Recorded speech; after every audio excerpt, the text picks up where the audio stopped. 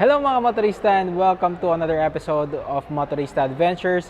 For this video mga motorista, we have here the Ford Ranger Wildtrak 4x2 and ikukumpara natin to sa ating Toyota Hilux Conquest 4x2. So kung interested kayong malaman kung ano yung mga spec differences, features, and everything that you need to know kung nagbabala kayong bumili ng Hilux or Ranger 4x2, so kung yun yung kino-compare ninyo para sa inyo itong video na to, tara samahan niyo ako mga motorista. Simulan na natin.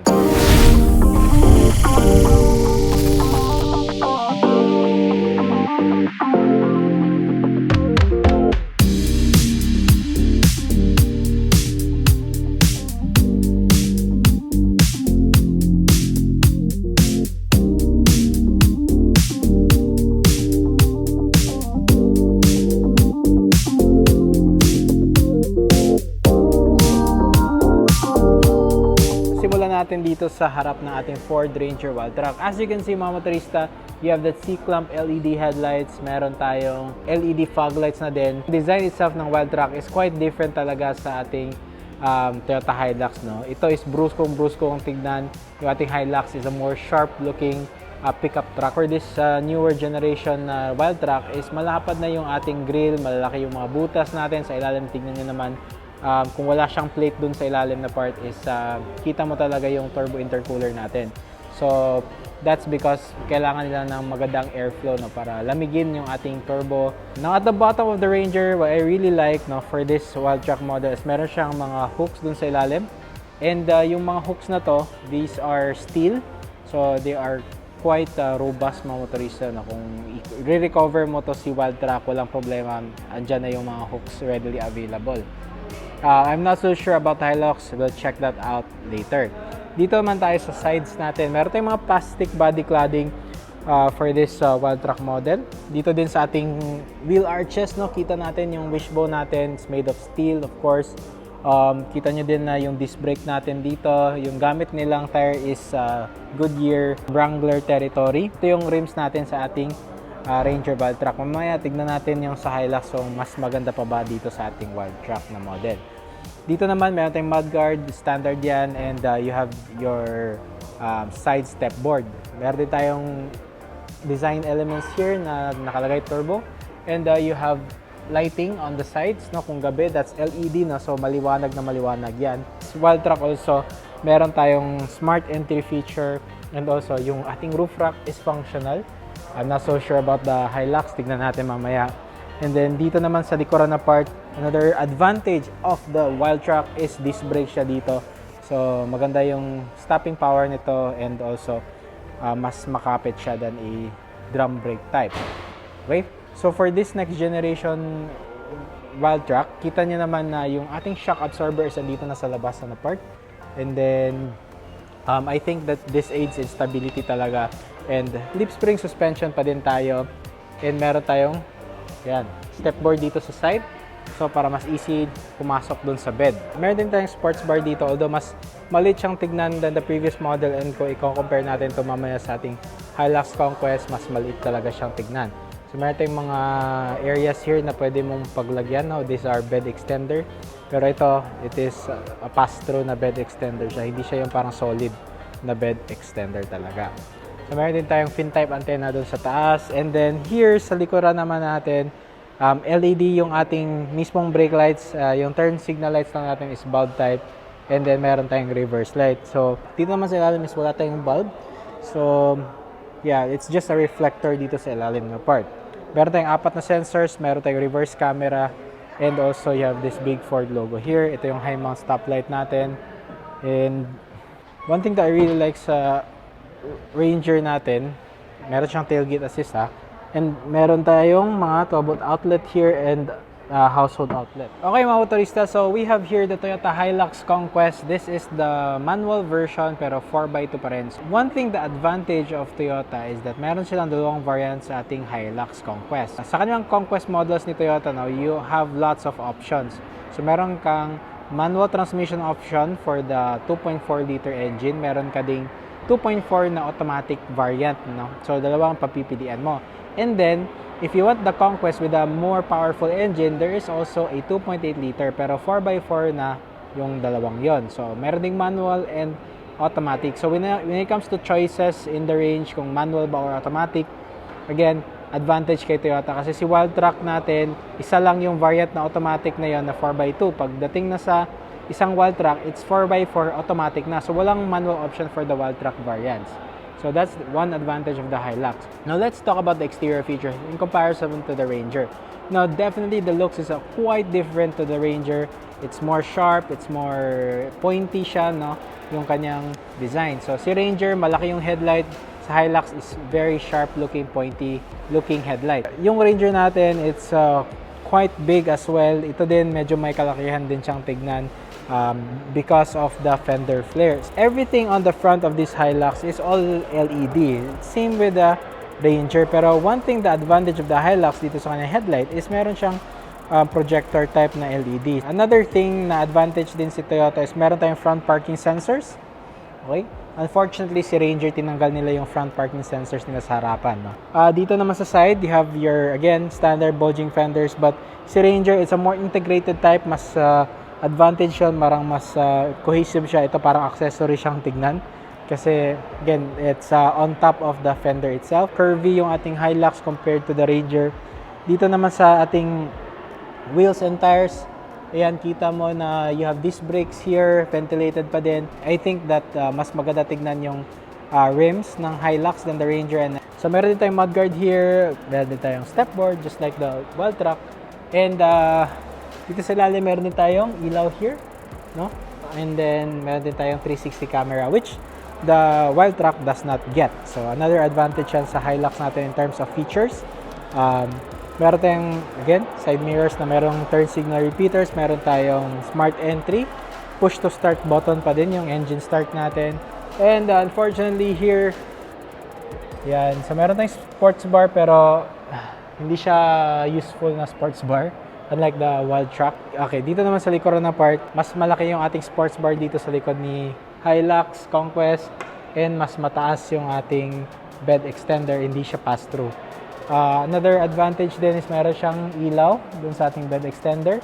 Unfortunately, for the Hilux Conquest, hindi siya disc brake dito sa likod, which is a big advantage as well dun sa ating Ford Ranger Wildtrak. So parehas lang sila lip spring suspension. Mga motorista, ito yung engine ng ating Ford Ranger Wildtrak. No? This is Ford's 2.0 liter single turbo unit. No? Hindi ito yung bi-turbo unit nila na nasa 4x4 Wildtrak natin. Makes about 170 PS of max power and 405 Nm of torque. This is paired to a 6-speed automatic transmission, not the 10-speed automatic like on the 4x4 Wildtrak. So if you compare the shape, no, kung saan nakalagay yung engine ni Hilux in comparison to the Ranger, si Ranger parang mataas talaga dito na part, no? Parang ganun talaga yung pagka-forma ko doon. Pero itong Hilux natin, sakto lang.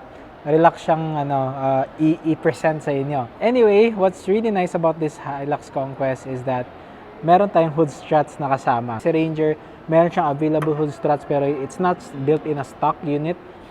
You can buy it separately. Pero ito, as a stock unit, meron na siyang mga hood struts, which is really nice, no? One advantage yan sa Hilux. Dito naman sa ating engine bay, the Hilux has a bigger displacement engine. So this is a 2.4 liter direct injected turbo diesel engine. Same sila ng technology dun sa ating Ford Ranger. But when it comes to the torque, almost the same sila. This lacks around 5 Nm of torque than the Ranger. The Ford Ranger Wildtrak has a bigger power advantage. So in terms of the outright power, this gets 150 PS while the Ranger gets 170 PS of peak power. So those are the differences when it comes to the engine. Packed yung engine natin dito sa front niya. Then the Ranger, sobrang luwag nun because again, the Ranger has lots of engine options. So kailangan nilang habaan yung hood natin in comparison to the Hilux na again, you have 2.8 and 2.4 lang talaga. Any country, ganun lang talaga yung engine niya. Diba? So, si Ranger kailangan different kasi meron silang 6-cylinder version, meron silang 4-cylinder version, like the 2.0 bi-turbo Wildtrak na kinocompare natin dito. So, ayan, that's the thing. It's a more spacious engine bay. This is paired to a 6-speed automatic transmission. Same lang sila ng ating Ranger Wildtrak. So mga motorista, dito naman sa interior ng ating Ford Ranger Wildtrak, no? For this next generation model, the interior of the Ford Ranger has been rebuilt from the ground up. So kita nyo naman, it's more modern definitely than the Toyota Hilux's interior. You have very good materials dito sa ating dash. So meron tayong leather dito, you have this really nice stitching, meron tayong Wildtrak na naming dito, and also meron tayong lalagyan here sa mga phones, no? So meron din tayong mga lalagyan here for convenience. You have your glove compartment here, but unfortunately hindi siya damp. Meron tayong mga pop-out cup holders just like the Hilux, di ba? And what I really like is the attention to detail. For example, yung ating mga vents, they have really nice design, hindi lang siya plain tignan. And of course, everything is controlled through a screen that's quite big, no? Portrait style screen, 12-inch display. So for this year, Ford made sure na this is a bump up in tech, no, than the previous generation. So they really gave it almost everything dito sa loob. So wireless Apple CarPlay, wireless Android Auto. Kita nyo din, you have your controls for the AC. Yung ating hazard button is nandito siya, no, sa babaan na part. Meron din tayong digital controls as well. So meron din tong smartphone control just like the Hilux. But one thing that I really like sa Ranger is you can actually you can actually start the vehicle using the app. Toyota, I don't think you can start the vehicle itself, but you can see a lot of information regarding the vehicle. Wireless charger, standard here. Meron siyang Type-C port dito sa ilalim. You have cup holders also. So aside from both on the side, meron din tayo dito. And one advancement sa ating Ranger is meron siyang electronic parking brake with auto hold function, which most manufacturers, no, for the pickup truck segment is still missing. I think everyone's going with electronic parking brake na moving forward. So maybe in the next generation of the Hilux, mag-i-improve na sila. But again, leading pa din si Ford Ranger dito on the electronic parking brake side. So meron tayong shifter dito. It looks like the previous model shifter. Meron tayong plus and minus buttons here. Meron tayong park, reverse, neutral, and drive. Meron tayong manual mode. So if you want manual mode, meron tayong mga toggles dito. Push mo lang siya forward and back to change the gear. So steering wheel din natin, makapal din yung steering wheel natin, no? Again, parehas lang sila ni Toyota Hilux when it comes to thickness of the rim. Adjustability, tilt and telescopic pa din siya. Meron din tayong engine start stop button here. And you have cruise control. Wala tayong advanced driver aids dito sa ating Ranger. And yung ating Hilux is meron yon. Tignan natin kung ano yung mga safety feature differences nilang dalawa mamaya. So another advancement din sa ating Ford Ranger Wildtrak, no, for this new generation is the availability of an 8-inch display dito sa harap natin. Na si Toyota, they have a small screen on the center, but it doesn't match the features that you get, no, once you gone to see this digital display. So there's a lot of things that you can see here, no, aside sa temperature and fuel gauge natin na permanent. Everything is color TFT screen, no. Everything lives in the screen itself. So again, that's a big plus for the Ranger Wildtrak. What I also really appreciate sa Rangers natin is meron siyang mga lock dito sa mga doors natin for the driver. So pwede mo i-control yung lock and unlock. And kung passenger ka, you can also control your lock and unlock independently from the driver. So kung example, lalabas yung driver and you're the passenger, hindi mo na kailangan mag-reach dito para buksan yung pinto. You can easily lock the vehicle using your on the side of your door, diba? So another thing that's really nice. Meron tayong LED dome lights here. Meron tayong sunglass holder as expected for this price point, and then meron tayong mga vanity mirror on both, pero walang mga ilaw dito sa ating Rangers. Comfortability sa seats natin, these are leather seats which is really good. Again, you have mixed materials dito, mga motorista. Orange stitching siya, meron tayong Wildtrak na mga naming here, and gusto ko din na malapad yung ating armrest, diba? Yan, napakalapad. Meron tayong 12 volt accessory outlet dito din. So meron tayong mga lalagyan here for some stuff, no. And then also here, your phone could stay here dito sa front part. For the airbag count, 6 airbags dito sa loob ni Ranger Wildtrak. And of course, for the speakers as well, you have 6 speakers pa rin. One thing I really appreciate from the Ranger, from our Ranger sa previous models, speakers sound good, and I think that is the same dito sa ating next generation wild track. So meron tayong 10-way adjustable driver seat for the Ranger Wild Track 4x2. So ito yung harapan nating Ford Ranger Wild Track. So ngayon naman, let's move on to the Hilux. Tignan natin kung gaano siya ka-different, no, sa interior. Let's go. So mga motorista, we are inside the Toyota Hilux Conquest, and this is, by the way, a manual transmission. But again, I'm just saying na okay lang manual transmission to because it is an option sa 4x2 models nila. That's advantage sa Toyota. If you want manual transmission and a 4x2 on the Conquest model, pwede kang kumuha sa ating Hilux Conquest. Okay, looking at the dashboard sa ating Hilux and compared it to the Ranger Wild Track, is definitely, it's a more busy design element dito sa kanyang dashboard. So si Ranger Wild Track, straight lang yon, simple design. Ito, meron tayong mga different curves here, and then pati yung ating mga air vents is a more tapered siya na design, and meron pa din tayong mga split type na compartments here, and yeah, that's what I like also is meron siyang dampening and lockable. Sa Wild Track natin, hindi siya lockable and hindi siya damp. Meron din tayong air vents here, but definitely when it comes to material quality, advantage yun sa ating Ranger Wild Track, no? Yung leather, ito, it's just plastic material. You have gloss black finish dito sa center natin, and definitely there's a lot more buttons dito sa ating Toyota Hilux because it doesn't have a big display dito sa center natin. We get an 8-inch display. Apple CarPlay and Android Auto capable na din siya, but it's a more simpler, no, na infotainment system. That's what's on the Ranger. So, hindi siya wireless CarPlay, hindi siya wireless Android Auto, it's just wired CarPlay and Android Auto, but still meron kang smartphone connectivity. Meron din tayong digital climate control dito, dual zone pa rin, just like the Ranger. And also you have your 12-volt accessory outlets at the bottom. Wala tayong Type-C charger like the Ranger Wild Track, ano lang tayo, USB Type-A lang siya.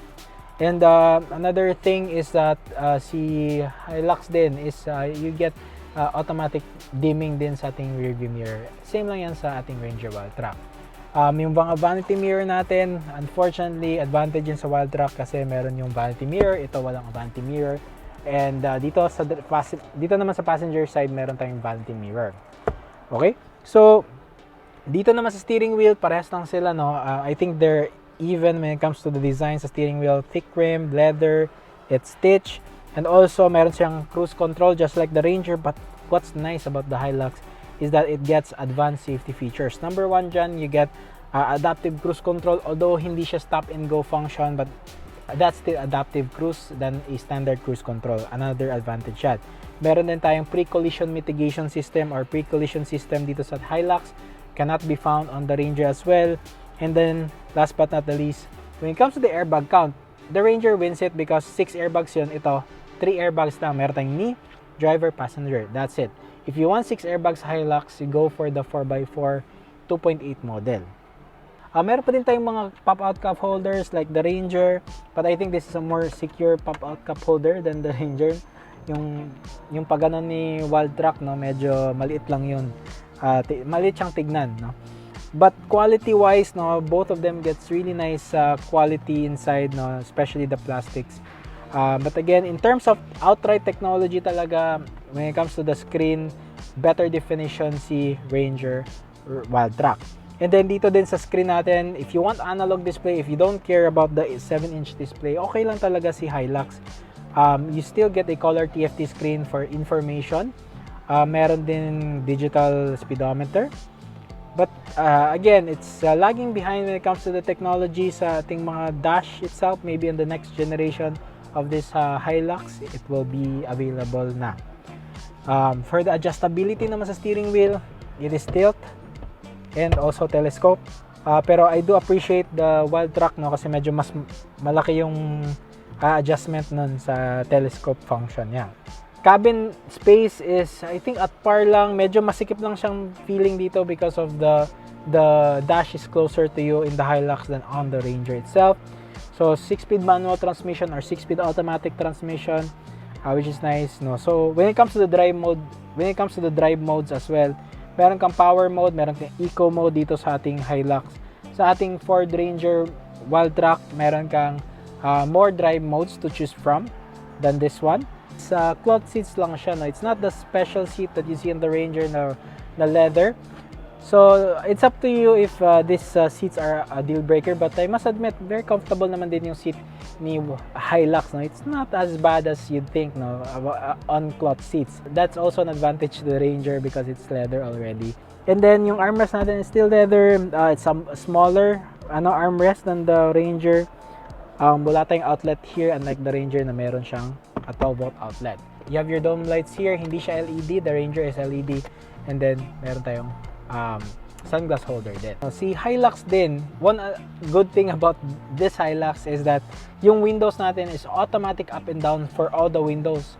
Si Wildtrak has automatic up and down lang for the driver itself. That's an advantage sa ating Hilux.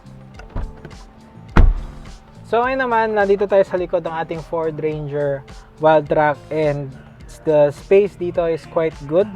And for this Wildtrak 4x2, no, they added rear air vents. So yung rear air vents lang, unfortunately, is nasa Wildtrak models lang. Once you go down the lineup like the Sport, wala tayong mga air vents. But it's still a big difference from Toyota kasi for the Hilux Conquest, wala tayong rear air vents. And alam niyo naman dito sa Pilipinas, dito sa atin, na it gets really hot. So having rear air vents is a really good advantage, no, if you're trying to compare both the vehicles. Ito pa tayong 400 watt outlet, no. This is new for the Ranger Wildtrak. Before, wala tayong outlet dito sa likuran. Meron tayong Type-C port, which is very modern na outlet, and then also Type-A kung meron ka pang old na mga USBs. Meron tayong mga pockets dito. You have your leather armrest also here. Plastic na dito yung mga upper part ng upper part ng mga door panels natin. Also, meron tayong armrest. Meron tayong armrest with cup holders, which is expected also for this range. And then meron din tayong Isofix anchor points for the seats. So this is the second row sa ating Ranger Wildtrak. Now let's move on to the Hilux. Tignan natin kung gaano siya ka-different. Let's go. Okay mga motorista, so we're at the Toyota Hilux dito sa loob, and kitang-kita nyo naman, space is definitely at par with both vehicles. Halos parehas lang talaga sila when it comes to space here. Nothing different. I do like sa Ranger na wala dito is a rear air vents. Hilux doesn't still have rear air vents, maybe in the future, but as of now, wala tayong rear air vents here. Another thing that is an advantage to Hilux is gaano kaliit lang yung hump dito sa center. Si Ranger, massive yung hump nun. Medyo may kalakihan yun. Pero ito, sakto lang, hindi siya ganun kalaki. Meron pa din tayong armrest with cup holders. Meron tayong 4 kg hooks which cannot be found dun sa ating Ranger Wildtrak. So, meron din tayong mga pockets here as standard. Wala tayong mga outlets here. Wala tayong USB ports dito sa likod. An advantage yan sa ating Wildtrak. When it comes to creature comforts, no, walang masyadong makikita mo dito sa ating Toyota Hilux. So another thing that they would need to improve in the next generation Toyota Hilux mga motorista. But again, when it comes to comfortability, still very comfortable dito sa likuran. Isofix anchor points pa din yung mga upuan dito sa likod. Though cloth seat siya, pero yung mga armrest natin is leather, no? So that's just what the Conquest offers, no, than the lower model G. So, si Toyota Hilux Conquest na nasa likod ko is priced at 1,562,000. Si Ford Ranger Wildtrak 4x2 naman is priced at 1,604,000. So, yung difference in price nila is 42,000 pesos. And si Toyota Hilux, meron siyang manual version of the same engine and spec. Meron kang option of manual transmission at 1,504,000 pesos. That makes the Toyota Hilux now more cheaper than the Wildtrak. So, anong tingin nyo sa kanilang dalawang mga motorista? Definitely, maraming upgrades si Ford Ranger in terms of the technology for their next generation model. Ito namang Hilux is lagging na behind when it comes to technology. Wala siyang rear air vents, wala siyang Type-C ports, no, unlike the Ford Wildtrak. One thing na meron sa ating Hilux naman na Conquest na wala sa Ford Ranger is the advanced driver aids like adaptive cruise, meron siyang lane departure alert, and also meron din siyang pre-collision system na wala sa ating Ranger. So anong tingin niyo sa kanilang dalawang mga motorista, no? Is it worth getting the Hilux over the Ford Ranger Wildtrak? Let me know down sa ating comments. Motorista, I hope you like this video. Maraming salamat sa pagtangkilik sa ating video. Ilalagay ko yung ating number ng agent natin dito sa Toyota Cagayan de Oro in case na interested kayo sa ating Toyota Hilux Conquest. And yeah, maraming salamat. And once again, this is Adrian. You are watching Motorista Adventures. And I'll see you on the next episode. Bye-bye.